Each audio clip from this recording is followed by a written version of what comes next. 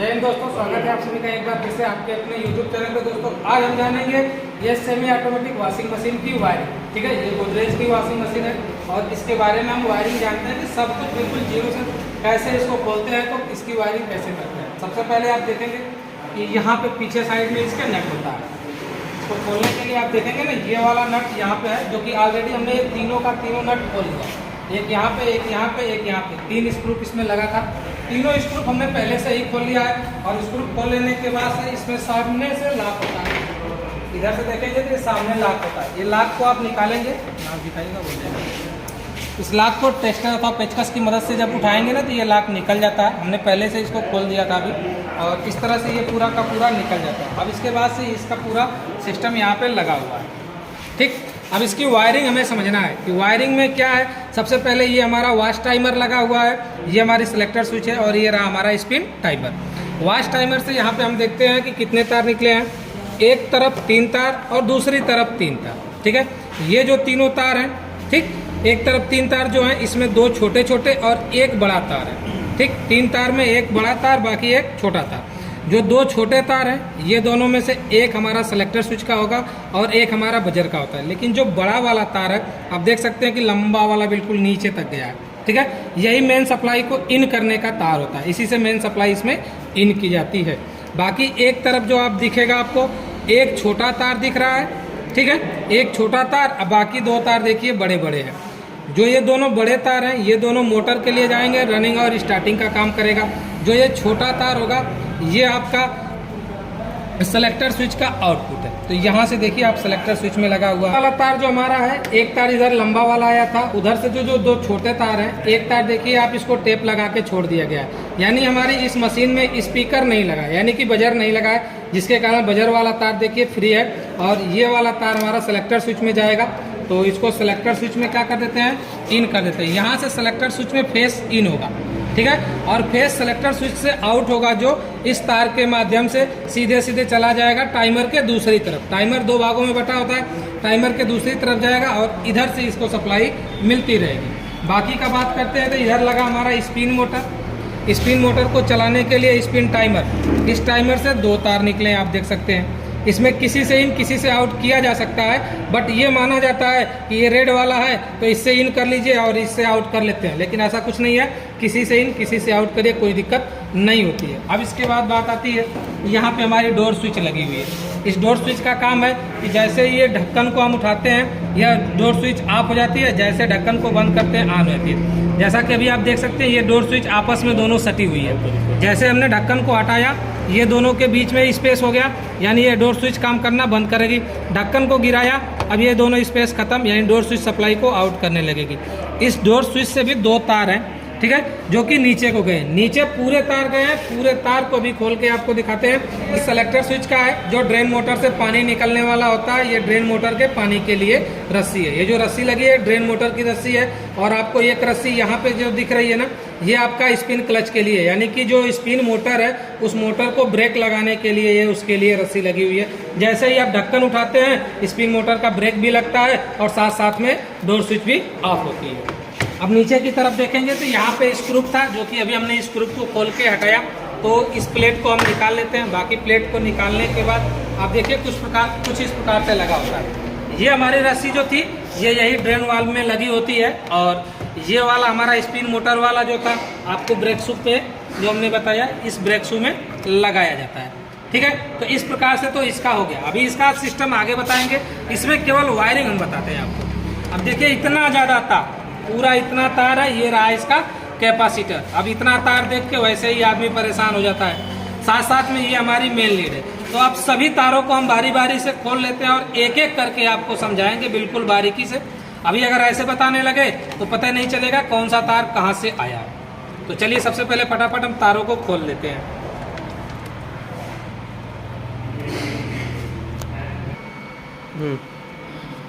तो जैसा कि देखिए, हमने सभी तारों को बिल्कुल बारीकी से खोल लिया। अभी आपको लग रहा था कि बहुत ज़्यादा तार हैं, तो सब तारों को हमने बारी बारी से खोल दिया। खोलने के बाद अब देखिए, यहाँ से ये मोटर आया हुआ है ना, ये हमारा स्पिन मोटर है। इस स्पिन मोटर से कुल हमारे 3 तार निकले होंगे। स्पिन मोटर यानी जो स्पिन ड्रम को घुमाने का काम करता है, उस मोटर से कुल 3 तार निकले होंगे। 3 तार में 2 तार तो हमारे इसके रनिंग और स्टार्टिंग के होंगे और 1 तार न्यूट्रल का होगा। रनिंग स्टार्टिंग और 1 तार न्यूट्रल, यानी कॉमन वाला जो तार होता है उसी पे हम क्या करते हैं, न्यूट्रल देते हैं। तो ये 3 तार निकला है। बाकी एक यहाँ पे आपको केबल दिख रहा होगा, इस केबल से भी 3 तार निकले हैं।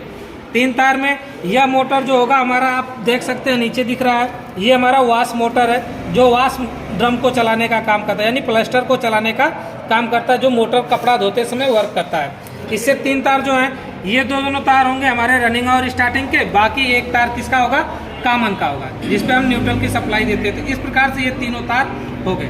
हम बाकी बात करते हैं, तो ये रही हमारी मेन लीड, ठीक है, ये रही हमारी क्या, मेन लीड। इस मेन लीड से भी हमें 3 तार आए हुए दिख रहे हैं। 3 तार में 1 तार ये वाला जो आपको दिख रहा है हल्का ग्रीन और येलो, ये हमारा बॉडी अर्थ का तार होगा, तो इसको हम मान के चलिए छोड़ देते हैं बॉडी अर्थ के लिए। बाकी ये दोनों तार हैं, ठीक है, एक से किसी से न्यूट्रल आएगा और किसी एक से फेस आएगा। कलर देख के बात करें तो लोग ये बोलते हैं कि भाई ब्लैक वाले का न्यूट्रल के लिए इस्तेमाल करते हैं और रेड वाले का हम किसके लिए इस्तेमाल करते हैं, फेस के लिए इस्तेमाल करते हैं। तो ये हमारा रेड हुआ। अच्छा, यहाँ पे भी आपको एक ज्वाइंट लगा हुआ दिख रहा है, तो इस ज्वाइंट को रहने देते हैं खोलने के लिए। और साथ में यहाँ पे देखिए ये काला वाला आपको दिख रहा है ना, ये इस वॉशिंग मशीन में फ्यूज लगाया गया है। यदि ज़्यादा पावर सप्लाई हो तो ये फ्यूज क्या करेगा, उड़ जाएगा। तो इस वॉशिंग मशीन में ये फ्यूज लगा है, आपको खोल के दिखा देते हैं। कभी कभी ऐसा होता है कि अगर यह फ्यूज उड़ जाए तो ना आपका वॉश मोटर चलेगा ना स्पिन मोटर चलेगा। तो देखिए आपके इसके अंदर से एक ये फ्यूज निकला है। तो सबसे पहले अगर आपके साथ ऐसी कभी घटना घटती है कि दोनों में से कोई भी मोटर नहीं चल रहा है, तो आप पीछे वायरिंग खोल के देखिएगा कि आपकी वॉशिंग मशीन में कहीं फ्यूज तो नहीं लगा है। ठीक, कुछ मशीनों में लगा होता है और कुछ में नहीं लगा होता। अगर ये फ्यूज हमारे पास नहीं है तो उसके लिए घबराने की कोई ज़रूरत नहीं कि इमरजेंसी में नहीं है तो अब क्या करें, कैसे चलाएं। यहीं से आप काट के आप बाईपास कर सकते हैं। तो इस फ्यूज को निकाल सकते हैं और लगा सकते हैं। तो इसमें एक छोटा सा फ्यूज लगा हुआ है। तो इस प्रकार से हमने इस फ्यूज को लगा दिया, ठीक है। यह फ्यूज मात्र लाइन कम अथवा ज़्यादा होने में प्रोटेक्शन की डिवाइस का काम करेगा। अब इसके बाद से हमारे जो ये टाइमर के तार आए थे ना, ये सभी के सभी टाइमर के तार हैं। अब देखिए इतने तार ये हैं। अब इसमें से हमें ये ढूंढना है कौन सा तार किस टाइमर का है। तो इसके लिए सबसे पहले हम ऊपर से एक पहचान लेते हैं, बाकी चाहे तो चेक कर ही सकते हैं, लेकिन ऊपर से पहचानते हैं कि कौन सा तार किसका है। तो बारी बारी से देख लेते हैं।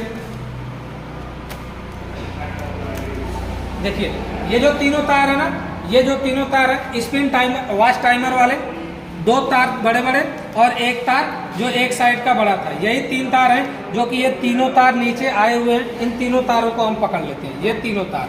ठीक, हमने आपको अभी बताया था कि ये दोनों तार हमारे रनिंग और स्टार्टिंग के होंगे जो पीले पीले दिख रहे हैं। बाकी का 1 तार जो रेड वाला है ये मेन सप्लाई इन करने के लिए, क्योंकि एक तरफ जो था टाइमर के क्या था, 1 तार निकला है जो इसके एक तरफ, वही होता है मेन सप्लाई इन करने की बात होती है। तो ये हो गया हमारा स्पिन टाइमर वॉश टाइमर का। अब बात करते हैं कि इधर से जो 2 तार ये वाले आए हैं ये किस चीज़ के हैं। देखिए ये जो दोनों तार हैं, ये दोनों तार हमारे किसके हैं, स्पिन टाइमर के। ठीक, ये दोनों तार स्पिन टाइमर के हैं, 2 तार। और यहाँ पे जो आपको दिख रहा है 2 तार ये रहा, ये दोनों हमारे किसके हैं, डोर स्विच के। अब इसका सभी को एक साथ यहाँ पे अंदर से डाल देते हैं और इसका कनेक्शन किया जाता है कि कैसे कैसे करना है।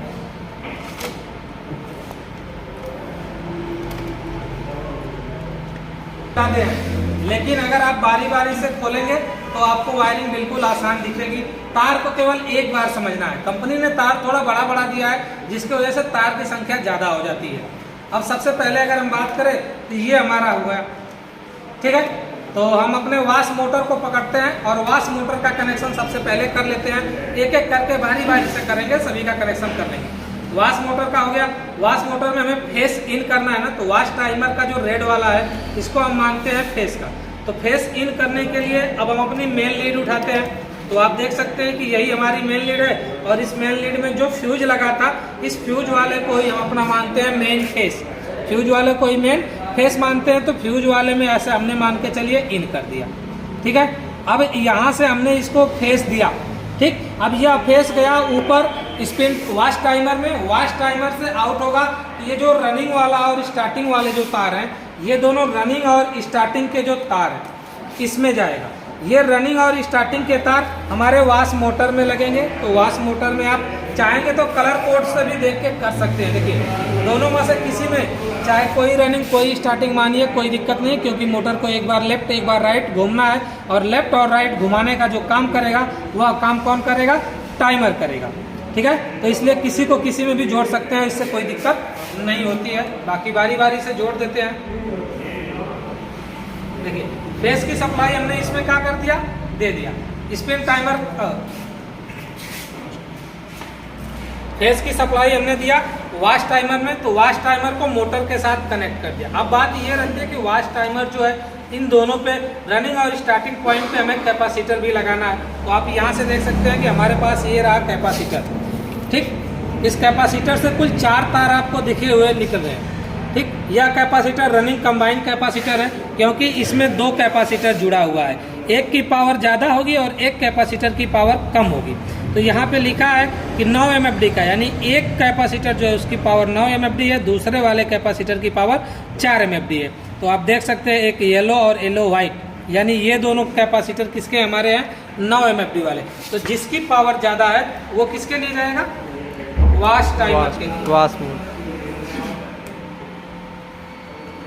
यहाँ से जिसकी पावर ज़्यादा है उसको हमने वाश टाइमर के लिए लगाया, यानी ये जो पीले पीले हैं ये 9 MFD वाले। तो 9 MFD वाले जो हैं इनको हम लगा देते हैं किसमें? दोनों में से किसी को किसी में भी जोड़ दीजिए। रनिंग और स्टार्टिंग वाले पॉइंट में यहाँ पे हमने क्या कर दिया? बिल्कुल जोड़ दिया। और दूसरा वाला भी यहाँ पे हम जोड़ देते हैं। इस तरह से इस मोटर को हमने कैपेसिटर के साथ फेस भी दे दिया, कैपेसिटर भी दे दिया। बाकी बात यह है कि अब इस मोटर का देखिए एक तार अभी भी फ्री है जिसमें हमें न्यूट्रल देना था। तो न्यूट्रल के लिए हम अपनी मेन लीड को पकड़ते हैं, यही रही हमारी मेन लीड। बाकी तार को भी हम साइड में किए हैं। ये हमारी मेन लीड है, इस मेन लीड में हमने क्या जोड़ दिया? न्यूट्रल का तार, यानी कि वाश मोटर की पूरी वायरिंग क्लियर हो गई। ठीक, अब बात करते हैं स्पिन मोटर की। तो स्पिन मोटर को हमने ऐसे पकड़ा, स्पिन मोटर से भी हमें 2 तार देखने को मिल रहा है। ठीक है, ये दोनों तार हमारे रनिंग स्टार्टिंग के होंगे। ये मोटर की चेकिंग में आप चेक कर लेंगे, अभी वैसे भी हम चेक करके बता देंगे, लेकिन आप चेक कर लीजिएगा। यहाँ पे जो दोनों तार हैं ये दोनों हमारे रनिंग स्टार्टिंग के हैं, और ये तार हमारा न्यूट्रल का यानी कि कॉमन का तार है। तो रनिंग और स्टार्टिंग, ये रनिंग और स्टार्टिंग का तार, इसको भी कैपेसिटर लगा देते हैं रनिंग और स्टार्टिंग वाले पे भी। तो इस तरह से हमने रनिंग और स्टार्टिंग वाले पे भी कैपेसिटर लगा दिया, क्योंकि बचा हुआ जो कैपेसिटर का 2 तार है ये कम पावर वाला होगा और इसी का होगा।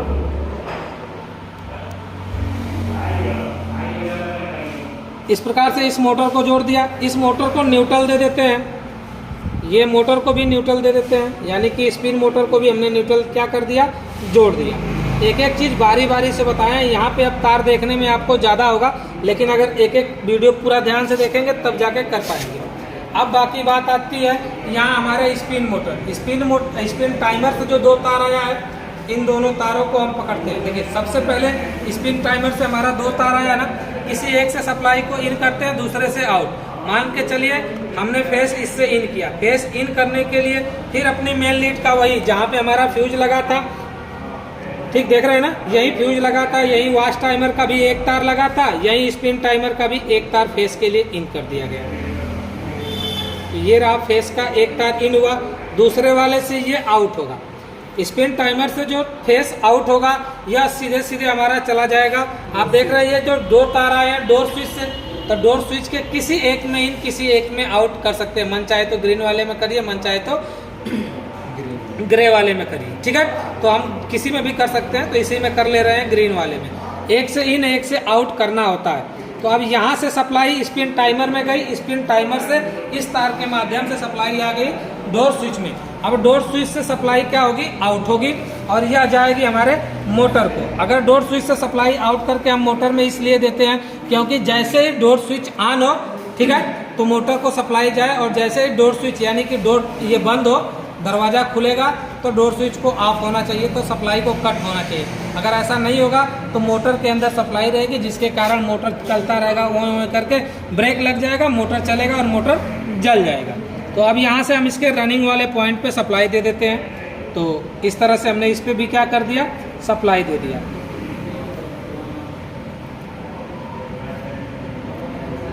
और मोटर के सभी तारों को बारी बारी से जोड़ दिया गया। इसमें कोई भी तार बचा नहीं है। अगर आप देखना चाहते हैं तो एक बार देख लेंगे, लेकिन हाँ, इसमें देखने में आपको बहुत ज़्यादा तार लगेगा, लेकिन स्टेप बाय स्टेप अगर सभी तारों को देखेंगे तो पता चल जाएगा। जैसे कि अभी सरसरी निगाह से हम आपको बता देते हैं कि कैसे कैसे जोड़ा गया। आप ये 3 तार देख रहे हैं ना, ये 3 तार हमारे वॉश टाइमर के हैं। वॉश टाइमर के जो 3 तार हैं, ये रेड वाला जो दिख रहा है फेस का इनपुट है। बाकी ये जो दोनों तार हैं ये रनिंग और स्टार्टिंग के लिए है, यानी मोटर को रनिंग और स्टार्टिंग में चलाने के लिए एक बार उल्टा एक बार सीधा। तो फेस वाला लाल वाला हमने आ रही जो मेन लीड थी, मेन लीड में हमने इन किया। यहाँ पे एक तार और आपको रेड वाला दिख रहा है, ये स्पिन टाइमर के लिए सप्लाई चली गई और ये वॉश टाइमर के लिए सप्लाई चली गई। दोनों टाइमरों को मेन चला गया। अब इसके बाद से स्पिन टाइमर से जो आउट हुआ है ये ग्रीन वाला, ये चला गया सीधे हमारा डोर स्विच में। स्पिन टाइमर से जो आउट होगा वो किसके लिए गया? डोर स्विच में। डोर स्विच का आउटपुट सीधे आके लग गया मोटर के रनिंग पॉइंट में। और बाकी ये दोनों जो हैं ये रनिंग में लग गए हैं, रनिंग और स्टार्टिंग में यहीं पे कैपेसिटर लगा दिया गया है। तो इसको चालू करके देखते हैं। मेन बोर्ड लगाइएगा सर।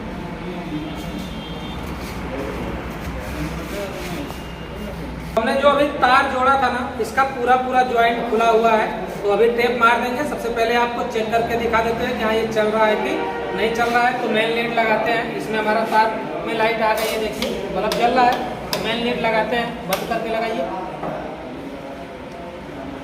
जैसा कि मेन लीड लग गई, अब यहाँ से हमें इसको चालू करना है। चालू करिए।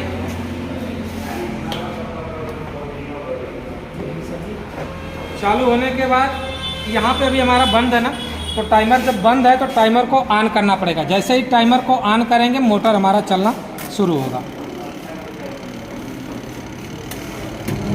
देखिए क्लस्टर चल रहा है ना।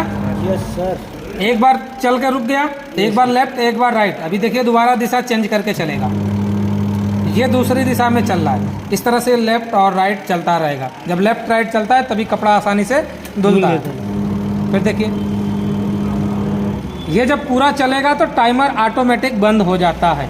तो ये तो इसका हो गया। अब हम आपको इसके बाद स्पिन टाइमर को चला के दिखाते हैं। तो देखिए ये रहा हमारा स्पिन टाइमर। स्पिन टाइमर की बटन को ऑन करते हैं, ठीक।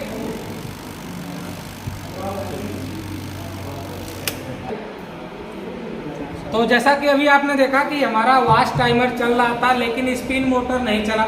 और स्पिन मोटर नहीं चलने का कारण था कि ये जो स्पिन मोटर से तार निकले हैं ना 3 गो, ठीक है, इन तीनों तारों में हमें ये लगा कि ये ब्लैक वाला कॉमन का काम कर रहा है, बाकी ये दोनों रनिंग और स्टार्टिंग के हैं। लेकिन इस मोटर में क्या किया है, तार अंदर से निकालते समय उल्टा कर दिया है, घुमा दिया है। यहाँ पे जो किया है ये ब्लैक वाले को ये रनिंग और स्टार्टिंग में निकाला है। ब्लैक और रेड यानी रनिंग और स्टार्टिंग यानी कैपेसिटर के लिए निकाला गया है। और ये वाला जो तार है ब्लू वाला, ये हमारा निकाल दिया है कॉमन के लिए। जैसा कि अभी हमने मोटर पे डायग्राम देखा, उसके पहले हमने डायग्राम नहीं देखा था। ये देखिए मोटर का डायग्राम आपको दिख रहा होगा। ब्लू वाले पे दे रहा है कॉमन का, और उसके बाद रेड और ब्लैक आप देख सकते हैं कैपेसिटर के लिए दिया है। थोड़ा सा दिख सकते हैं तो चमक रहा होगा, देखिए कैपेसिटर आप मत देख। सही है हाँ। तो यहाँ से इस तरह से मिल सकता है। बाकी अगर आपको ऐसे नहीं मिलता है तो आप वहाँ पे चेक कर लीजिएगा, चाहे सीरीज के द्वारा या मल्टीमीटर के द्वारा चेक कर लेंगे, तभी पता चल जाएगा। अभी देखिए इसको हम घुमाते हैं तब हमारा मोटर ये क्या करेगा, चलेगा। यानी कि जो हमारा रेड वाला था वो तो हमारा सही है, ठीक। ब्लैक वाला जो है ये हमारा रनिंग और स्टार्टिंग के लिए काम कर रहा है, तो इसमें हमने ब्लैक वाले को जोड़ दिया कैपेसिटर में।